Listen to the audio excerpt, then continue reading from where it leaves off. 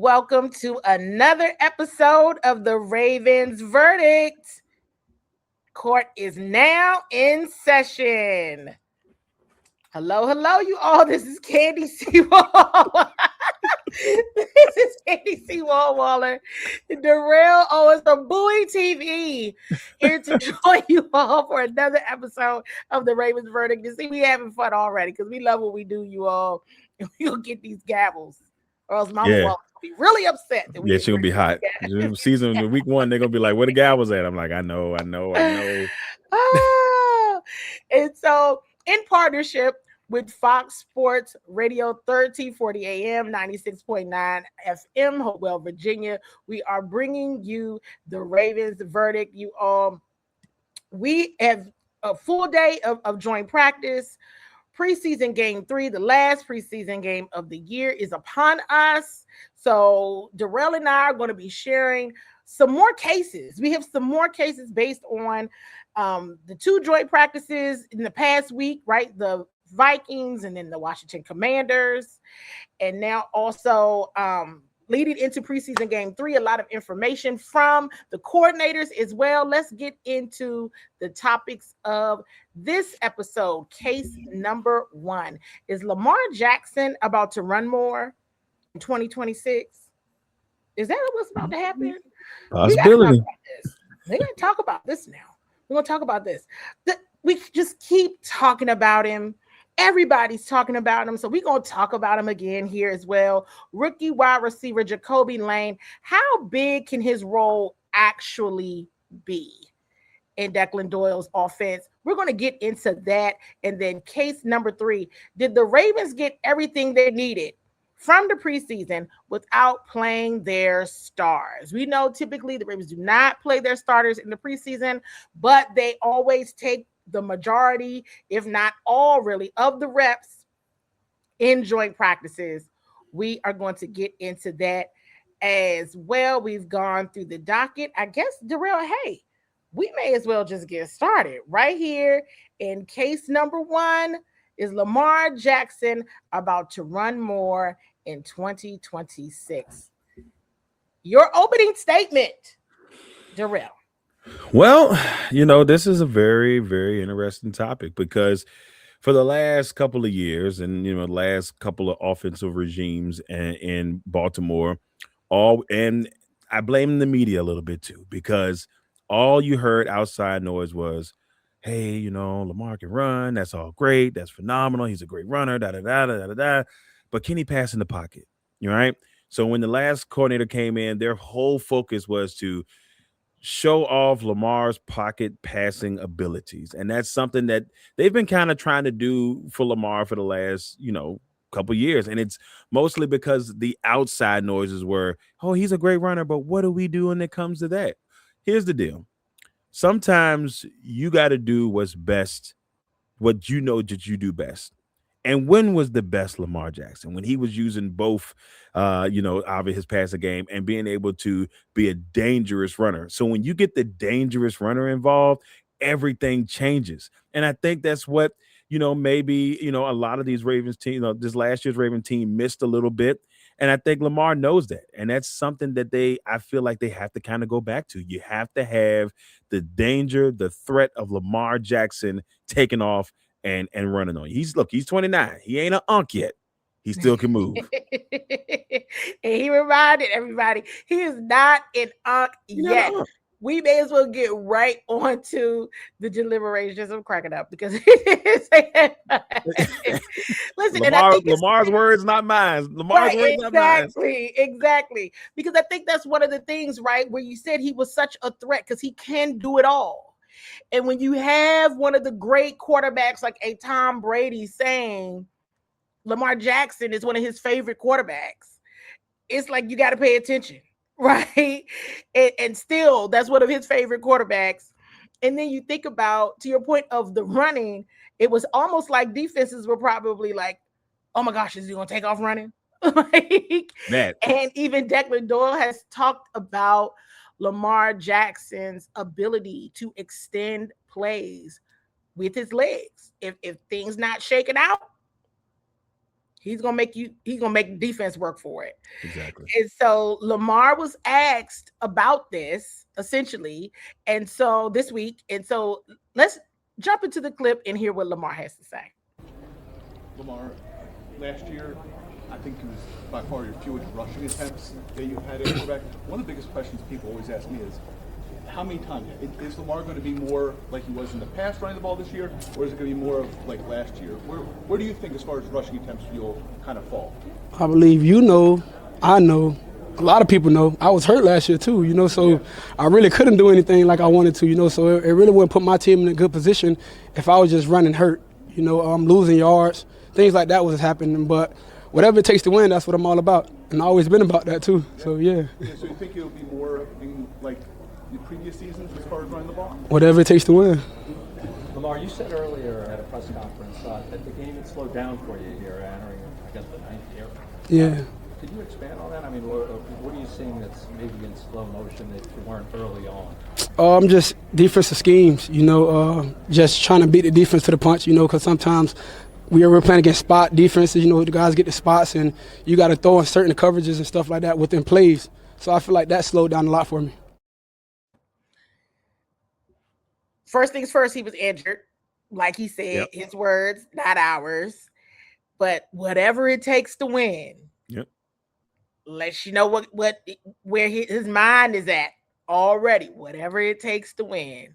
Darrell, what were you were at that press conference when Lamar Jackson spoke to the media after joint practices against the Washington Commanders. What was your take on that comment and just the overall vibe from Lamar in that press conference? Lamar's vibe the whole offseason, I will say this, has been pretty good. There's definitely a different energy level. And I've been saying that since Mentor's come in the door. You can just see the difference. Mentor challenges him. Doyle challenges Lamar to be a better quarterback, be a better team leader in all facets. Not in a nasty way, but just you can see the difference. And his energy throughout these press conferences, look, Lamar's no nonsense. He's going to tell you what he feels. Sometimes reporters be trying to get on him about, the contract. Lamar is straightforward. Is going to tell you what he feels about. He's not going to say anything to put you in, put the team or put himself in a crazy position. And I think that's the one thing that a lot of people love about Lamar is because you see him as a person and he's a likable guy. Cam Newton, very rambunctious, personality. Michael Vick had his troubles, There's a lot of quarterbacks and, black quarterbacks, I would say, that they get all these different stereotypes or whatever about them. But Lamar has been the consistent two-time MVP, takes care of business, knows what he's doing. And so for me, I think that we're going to get a chance to see a little bit of a different Lamar this year, and somebody that has an extreme chip on his shoulder. Soon as the NFL came out with he's number 69 or 71, whatever dumb number they put Lamar Jackson in the top 100 last year, I'm going to tell you right now, this is, as long as he stays healthy, this is going to be a different Lamar, and I hope the league is ready for it because he seems motivated, Candy, extremely motivated. I mean, and I think the league is just a better place when when Lamar Jackson is healthy and he's on 1,000. The competition is just so fierce when he is out there. And to your point of, him being healthy, okay, he's 29, but he's not an unk yet. It's almost like, are we all about to see it's like the seasoned, like the more mature Lamar maybe on the field, but the youthful Lamar? Because I remember in a press conference where Kyle Hamilton was still talking about how fast he is to cover. Like Lamar is okay, whatever you want to say, 9 years in, but he's still moving. Yeah. He's still moving. Lamar came in the league was 21, 20 years old. Mm-hmm. And he's still in his 20s. Like, we've seen quarterbacks last an extreme long time in this league, up into the high 30s. You know what I'm saying? And Lamar is for the most part, has protected himself. A couple injuries here and there, and knock on wood, nothing crazy. But he's been a great quarterback the entire time, And like I just think that motivation is a big thing. And I think we're going to see a lot from Lamar this year. I'm excited. I'm excited to see I can't wait for game one. Let's go. So it sounds like the verdict is in. Is Lamar Jackson about to run more in 2026? I think he kind of said it, Yeah. right? Where he mentioned, to Jameis's question about him not having as many rush yards. And he said, I know, we all know I was injured. And then he made the comment, whatever it takes to win. They're going to ask Yep. him again, whatever it takes to win. So, verdict in. Is Lamar Jackson about to run more in 2026? Yeah. Yeah. Just a little Go ahead bit. for that. A little bit, I Just like a what I'm little about bit. to I got a good feeling about this. Just, I got a good just a little bit, just a tad bit on the skates. That's what I would call him. Like, is he little bit. skiing out there? Like, is he skiing? Is it skates? Anyway, let's move on to case number 2. This wide receiver rookie class in general, and then specifically when you talk about Jacoby Lane and the impression he's made on the league and with his team, is just something to continuously be talking about. And say Flowers has been out. During preseason, they don't have to share to disclose injuries, but he hasn't practiced this week. So, of course, you're going to see, a bit more of Jacoby Lane. But it makes you wonder just how big can his role actually be this season? So, Darrell, let's get right on in to, the opening statement. What do you have to say about Jacoby Lane and how big his role can actually be? Might not be a rookie, like a typical rookie role, right? Yeah. I mean, there's so many different so many different expectations for this young man. Came in, obviously, we've seen the measurables. He's 6'4", got great hands. Lamar has said great things and about, the type of players and gave some awesome comparisons. My thing about this for Jacoby is Jacoby may accidentally fall into a bigger role on this team. Obviously, Zay Flowers is nicked up, so then you say, well, okay, well, how healthy will Zay be once the season starts? That's a very important element. Then, there is a little bit of a, you know, little buzz in the room. Rashad Bateman's had a really, really, really good offseason on the field. Mhm. So, the outside stuff may cause issues to where Jacoby is forced to move into maybe a number 2 role right off the bat. So I think for him, his role is going to be huge, maybe even, by accident. It may be something that he's kind of forced into. Hopefully, though, those things kind of shape up, for the Ravens, and he doesn't have to maybe jump into that role right away. You do have guys like Tez Walker, who has been on the team for a couple of years now, and I think he'll play a bigger role this year. But I think it's important to sometimes let a rookie kind of grow. There's a lot of expectation on this young man's shoulders. Definitely. And I mean, it's like you don't want to place the bar too high, Right, but it's right. almost like when you see something, you see something, and you kind of want to get, want to pull on that a little bit more. So we'll go into deliberations, which, deliberations always includes some of the clips and commentary from when we are at practice. And so you just mentioned, Darrell, that Lamar Jackson brought up Jacoby this week in practice. I mean, he's brought him up a couple times. He's been asked about him. Let's check out this clip on what Lamar Jackson had to say about the rookie wide receiver. Lamar, we've seen Jacoby Lane out there making these spectacular catches almost every day. What's it like throwing the ball? Man, it's easy target. Big guy, like 6'4", 6'5". Catch the ball with the best of them, man. I told you, like, my comparison, like Odell Beckham and DeAndre Hopkins with the hands. Yeah. So what's interesting is, and this goes back to a previous episode, Darrell, when we were actually talking about the tight ends, and you mentioned, okay, with their tight ends, who did they replace? Isaiah, Likely, Charlie, Kolar. Like, okay, you've replaced them. Now you heard Lamar Jackson himself say, Odell Beckham, DeAndre Hopkins.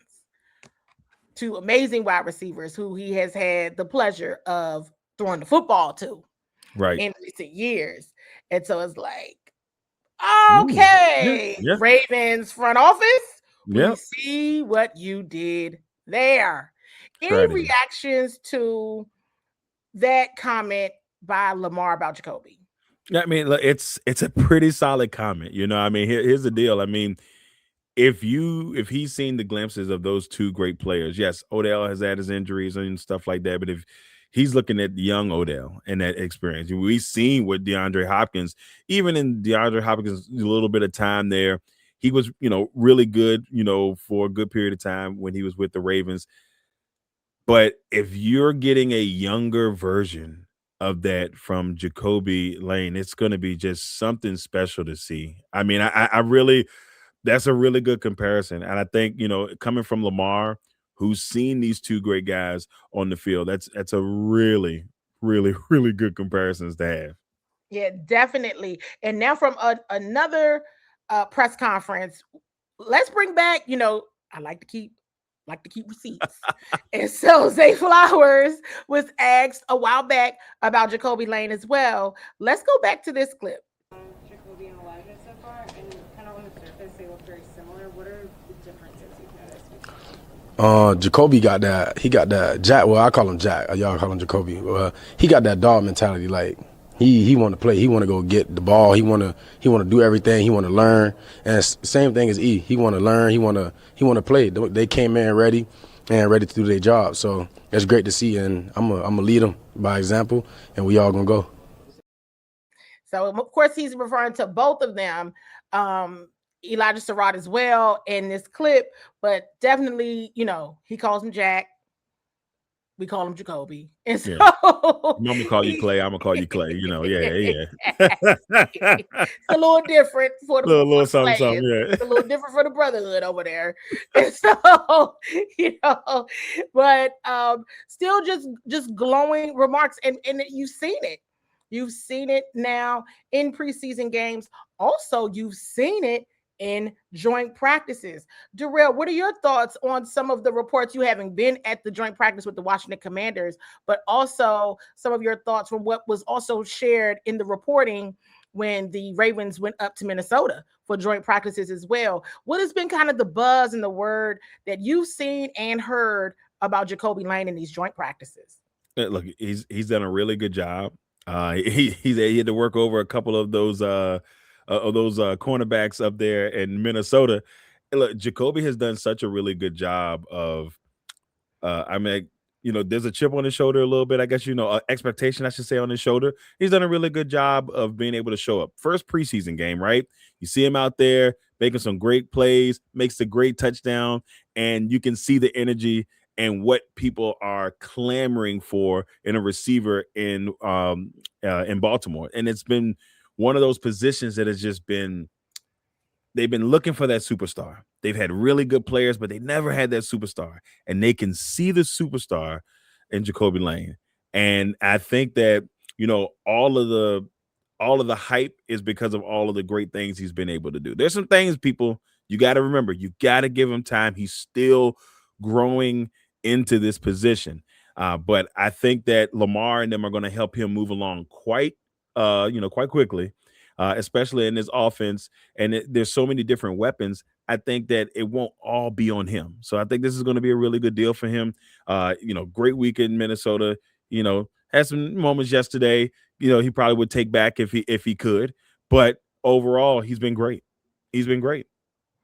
And so, and of course, it's still preseason. It's still practice, everybody. So he's taking those learning moments as they go, which is the time to do all of those things. But I think the verdict is in, Darrell. Jacoby Lane, how big can his role actually be in this season? What is your verdict?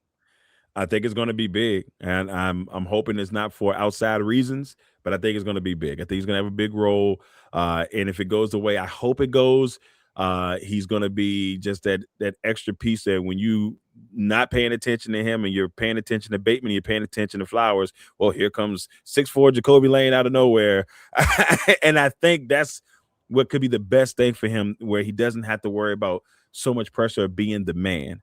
And I think he can grow into being the man, like Zay Flowers did. Zay Flowers kind of had to work into it a little bit, and then he became the man where he is now. And I think that could be the same thing where him and Zay together can be the guys. And I think that we just got to wait to see how that kind of plays out. But yeah, I still think he's going to have a big role one way or the other. Hopefully, outside forces won't have to make it happen sooner. Yeah, I mean, for the Ravens flock watching, I'm not sure if you've seen Jacoby Lane yet in person, but as Really? Lamar Jackson said, yes, he's a big guy. Yep. He is Big tall. guy. Good energy. He just screams wide receiver. If you look at and say, man, I'm looking for a wide receiver in the book, he screams wide receiver. He's got All the the things. personality. He can obviously catch the football. He has it all, what you want. And so, yeah, I mean, the role could be big. All It the could be really tangibles big this and year. intangibles, right? Like Mhm. people talk about, you see him, he's smiling, he's got a lot, but he can be quite serious as Yeah. well. Well, let's move on to case number 3. Did the Ravens get everything they needed from the preseason without playing their stars? And yes, at the time of this recording, there is still one more preseason game left. Baltimore Ravens hosting the Washington Commanders at M&T Bank Stadium. But did the Ravens get everything they needed from the preseason without playing their stars? We might as well get right on into your opening statement, Darrell. What are your thoughts? I want to say I think so. I mean, if you've watched and had a chance, we both had a chance to watch these preseason games and just kind of watch the enthusiasm of some of the younger players that have come out here. And I feel really bad for Coach Mentor. He's going to have a really tough job on Sunday. Him and Eric DeCosta and the rest of the crew, they're going to have a really tough job trying to tell some of these players that, hey, you can't be a Raven this year. And, they're going to, a lot of these players are going to get picked real quick in other places. But it's going to be real tough for him, Candy. It is going to be real tough for him because, you have guys like Ethan Burke, who's been phenomenal. And the people are saying, well, does he, how do they keep him in the mix? You know what I'm saying? Like, they've got to find a way. Ias Peoples, who's had a really good, he had a really good game in Minnesota, had a couple of good rushes, had a sack. I mean, it was just multiple players coming to Keon Martin. He's been playing well in both of the preseason games. So it's just players coming from all around. And even though the starters haven't played, I feel like the starters did a really good job of getting their, I guess you could say, understudies ready. And it shows. It's just going to be really tough. They really did a good job. And they won both games. The defense was phenomenal in the last game. They were phenomenal in the first game. Philly didn't score until the last 2 minutes. Right. They've only given up 10 points in the preseason, Candy. That's it. Just 10 points. And they've put up, subtract 3, go back a little bit more. They put up all close to 40 points. So they've done a really good job. Yeah. So if we get into the deliberations, to your point, right? I think with the 2 joint practices, and remember in Minnesota, it was 2 days. Mm-hmm. These were like their games for their starters. Yes, and this is true. Same against the Washington Commanders, but that was a 1-day joint practice. But I think to your point, Darrell, they still getting what they need in the preseason because that's for your starters. That's the it's more like your veteran stars, right? Because to your point, then the preseason game are for those rising stars, so to speak, right? And I know you have a clip here from your attendance at Coach Mentor's press conference where he talked about some of the young players. So let's play that clip. As you close out this training camp, is there anything that stood out to you or something, I guess, that is the biggest area of growth, I guess, for the guys that you've seen? Yeah, I mean, it's just been so many things. When you see young players come in, you hope you kind of have a vision for how you want them to develop, what you want them to be able to do. I think all of our young guys, I mean, I can point to every single one of them of just tremendous areas that they've improved in and gotten better in. And so I think that's a credit to them as players first, credit to the personnel side for bringing in the right type of guys, credit to the coaches for working with them. So I've just been overall pleased with just the improvement and the development that we've made with a lot of our young players. And that has definitely shown. Like you said, Darrell, you see it. It's just illuminates on game day. Tough for job, certain. And I love what you mentioned about even for the veterans. Like, are these their understudies? Like you lead by example. Yeah. And these players go in and they're like, whoa, like what are you and I know some folks may have different thoughts, right? Because there's a new head coach, right? Anthony Weaver is back, but we know Jesse Minter's going to call the defensive plays.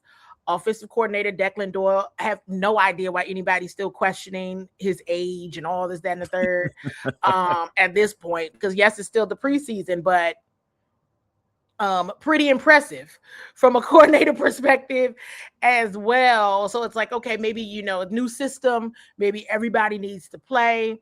But you, again, were able to get a clip from Coach Minter on his philosophy on the joint practices. So let's play that clip now. Now that the joint practices are over, did you get the value you wanted out of them, especially for the starters that will not play at all preseason? I really do. I mean, we got 3 really good days of, you can practice good on good, and I love the way our guys compete in practice, and we practice at a high level and physical and things like that. But when you get a chance just to go against somebody else, it just sort of gives your mind a little bit of that game mentality, getting ready to defend something, being able to look at tape and look at things. So I think we got a lot out of it. We were able to try some different things, schematically on both sides of the ball. So I love the work that we got. Glad we did it. And now it's on to, obviously wrapping up this preseason, figuring out the very best 53 players for this particular team at this particular time. And then all eyes forward to Indy.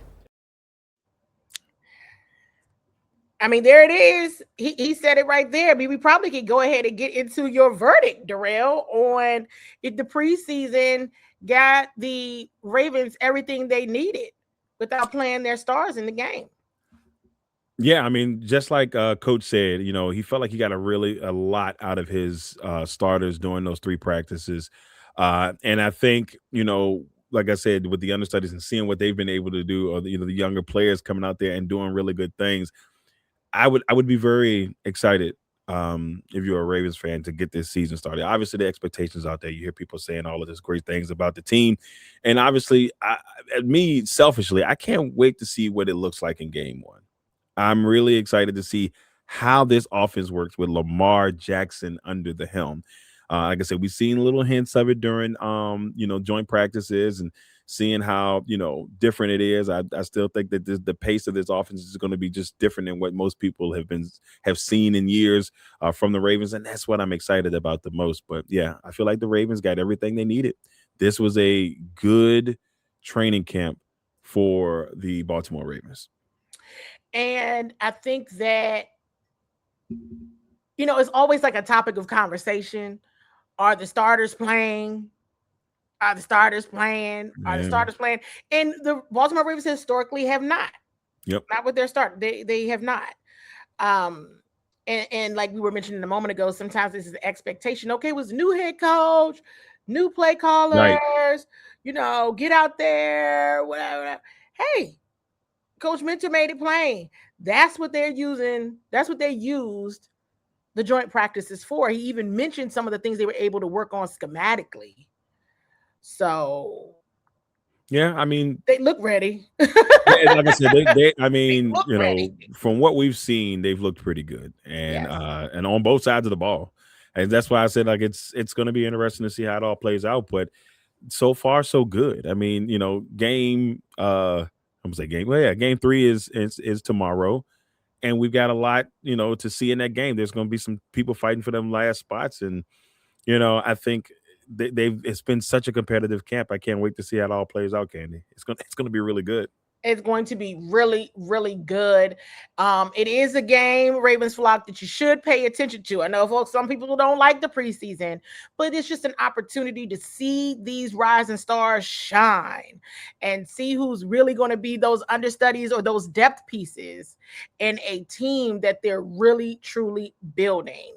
Yes. So it is a good time to get excited, Ravens flock. It really, man. Those real fans are going to be digging deep looking into this game. They're going to be looking for the 4th stringer. They don't care about that. They just want to see who make this team. Exactly.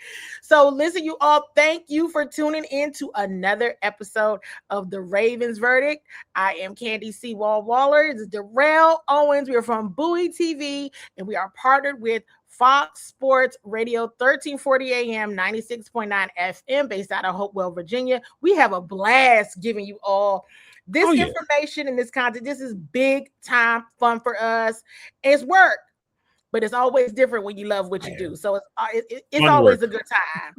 So make sure you are subscribed and locked into Bowie TV. If you're in Prince George's County, Maryland, or surrounding areas, you can find us on Comcast channels 190 and 1097.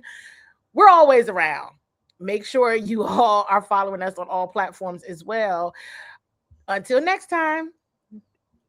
Toodles. Look, I always be like, well, how you cut this thing up? Let me stop. That is so funny to me, Darrell. Maybe we want to stay on for a longer time. Let me stop. Oh, okay.